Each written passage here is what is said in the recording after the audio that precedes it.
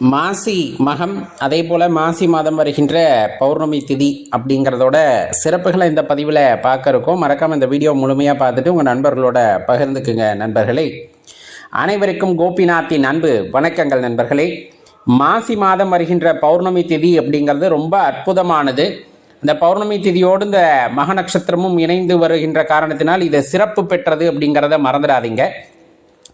இன்றைய தினத்தில் தான் நடராஜம் பெருமானுக்கு அபிஷேகம் நடைபெறும், அது உங்களுக்கு நல்லா தெரியும். அதே போல் மாசி மக நிகழ்வு அப்படிங்கிறதும் இன்றைய தினத்தில் நடைபெறும். கும்பகோணத்தில் இருக்கக்கூடிய அந்த குளங்களில் தீர்த்தவாரி அப்படிங்கிறது நடக்கும் இல்லையா, அது இல்லைன்னா கூட அங்கே போய் நம்ம தரிசிச்சுட்டு வர்றது அப்படிங்கிறது ரொம்ப சிறப்பு இந்த நாளில். அதனால் முடிஞ்சால் இன்றைக்கி போய் பார்க்கலாம். அந்த நட்சத்திரம் அப்படின்னு பார்த்தோம்னா இன்றைக்கி காலையில் 8:16 ஆரம்பித்து நாளை காலை 8:07 வரையிலும் மக நட்சத்திரம் அப்படிங்கிறது இருக்குது. இந்த பௌர்ணமி திதி இணையுதா அப்படின்னு பார்த்தா கண்டிப்பாக இன்றைக்கி மாலை 6:22 பௌர்ணமி திதி ஆரம்பிச்சிடும். நாளை மாலை 5:52 வரையிலும் இந்த பௌர்ணமி திதி இருக்குது. அதனால் இன்றைய தினத்தில் எம்பெருமானை சென்று தரிசனம் செய்வதும் அவர் வழிபாடு செய்வதும் ரொம்ப சிறப்புங்க, தவற விட்டுறாதீங்க காரணத்து கொண்டும்.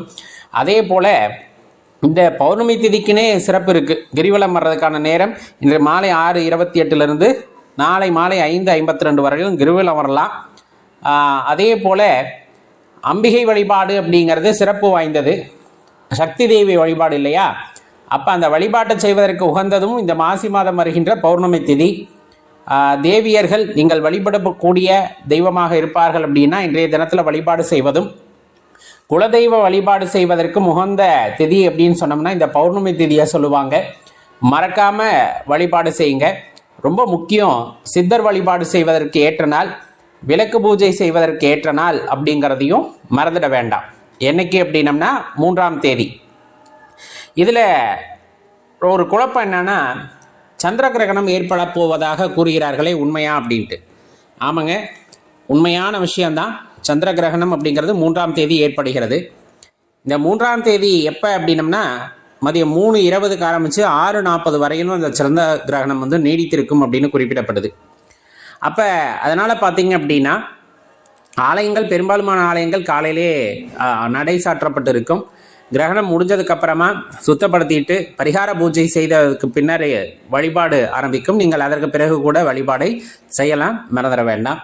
இல்லை நம்ம என்ன செய்யக்கூடாது அப்படின்னா, பூஜை அறையில் விக்கிரகங்கள் இருந்தது அப்படிங்கிற பட்சத்தில் நீங்கள் ஒரு வெள்ளை துணி கொண்டு அதை சாற்றி அதன் மீது தர்பை புல் அல்லது அருகம்புல் போட்டு மூடி வைக்கலாம். இல்லை படங்கள் தான் இருக்குது அப்படின்னா பக்கத்தில் அருகம்புல் போட்டு வைக்கலாம். இது நம்மளுடைய நம்பிக்கை, அதனால் அதை செய்யலாம். முடிஞ்சளவுக்கு அந்த நேரத்தில் சாப்பிடுவதை தவிர்த்துக்கலாம். நிறைய மூட நம்பிக்கை அப்படி இப்படின்னு சொன்னாலும் ஒரு சிலருக்கு ஒவ்வாமை ஏற்பட்டு விடக்கூடாது அப்படிங்கிற காரணத்தினால் கூட நம்ம சாப்பிடுவதை தவிர்த்து விடுவது நல்லது அப்படிங்கிறத தெரிஞ்சுக்கங்க. ஏன்னா நம்ம முன்னோர்கள் சொன்னது.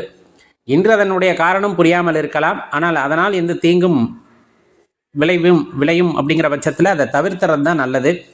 கர்ப்பிணி பெண்கள் கவனமாக இருத்தல் நலம், அந்த நேரத்தில் வெளியே வர வேண்டாம் அப்படின்ட்டு சாஸ்திரங்களில் குறிப்பிட்டு சொல்லப்பட்டிருக்கிறதன் காரணமாக நம்ம அதை தவிர்த்துறதும் நல்லது அப்படிங்கிறத தெரிஞ்சுக்குங்க.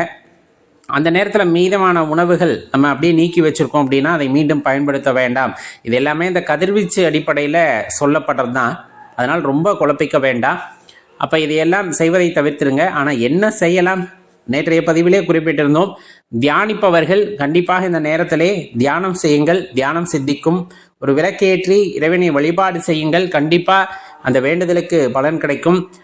கடன் வாங்கியிருந்தீங்கன்னா வாங்கின கடனில் ஒரு பகுதியை இந்த நேரத்தில் திருப்பி செலுத்துங்க. அசலை கண்டிப்பாக உங்கள் கடன் விரைவில் அடையும் அப்படிங்கிறதெல்லாம் இதனுடைய சிறப்புகள் அப்படிங்கிறத மறந்துட வேண்டாம். ரொம்ப அற்புதமான தினம் 3ஆம் தேதி, தவற விட்டுறாதீங்க. கண்டிப்பாக இது பலனுள்ள வகையில் உங்களுக்கு இருந்திருக்கும். மறக்காமல் உங்கள் நண்பர்களுடனும் பகிர்ந்து கொள்ளுங்கள். நன்றி, வணக்கம்.